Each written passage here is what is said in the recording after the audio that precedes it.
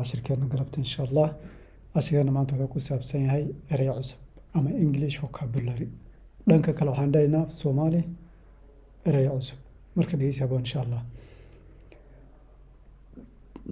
fraud waxaan dhahaynaa khayaamo shay waa khayaamo qof lagu khayaamay fraud sida sharciyada oo kale beenta ama bugta gain waxaan dhahaynaa faa'iidooyin gains faa'iidooyin option doorasho waa laba shay oo la isu kaa barbar dhigay oo aad mid qaadatay ama aad dooratay demand waxaan dhahaynaa dalbasho qof aad wax ka dalbato sida dayn aad ku leedahay ama amar lagu soo rogo kale demand dalbasho include ka mid ahaansho I'm including the children of my father waxaan ka mid ahay caruurta aabahay consist ka kooban our family consists of 8 members qoyskana wuxuu ka kooban yahay 8 xubnood tender hindisid diyaaradda aad aragtay dad baa hindisay gawaarida hindisid waa waxaad abuurtay adigu la timid oo kale hindisid preferred doorbidid taa koray la mid tahay option preferred waa wax laba shay ama saddex shay oo isgarab yaalla ood mid doorbiday wax la doorbiday effective wax tar leh ama saameyn leh opportunities waxaan dhahaynaa fursadaha waa badan yihiin fursaday noqonaysaa fursado badan waa garanay chance ereygan chance aad ugu dhawaaqi chance waa fursad ayaduna strength xoog wax la xoog waa waxaan dhahaynaa xoogga noocana waa shay ama waxaad qabanaysay ood adkaynayso strength xoog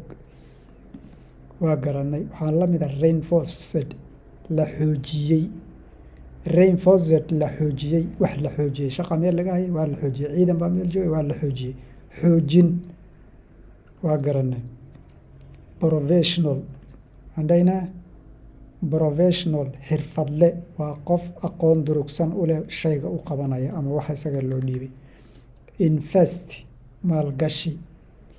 hanti ama lacag aad lahayd ood wax ku maalgashatay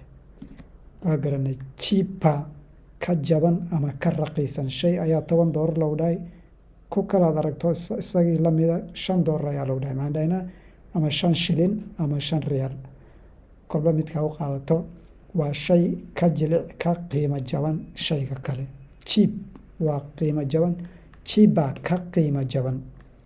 isbarbardhig ahaan succeed guulayso ama guulaysasho waxbaad samaysay sidaad rabtay ayay kuu noqotay sales iibka purchase iibso sale waxay noqonaysaa waxaad adiga iibinayso halka purchase ama sales halka purchase ay noqonayso waxaad inta badan adiga soo iibsanayso possess lahaansho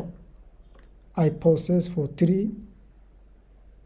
ka 3 gaari ayaan leeyahay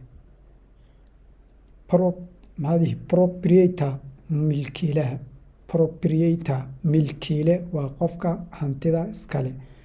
purpose ujeedo purpose maxaan dhahaynaa ujeedo motivation dhiirigelin dhowr jeer horaan soo qaadanay ereygan dhiirigelin equipment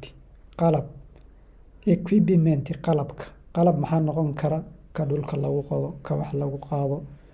ka waxyaabaha culus lagu jiido ka wax lagu qoro midka wax lagu aqriyo waa qalab equipment nooc kasta oo qalabka la isticmaalo ka mid ay noqon karta taasi aan ku deenina assalaamu calaykum waraxmatullaahi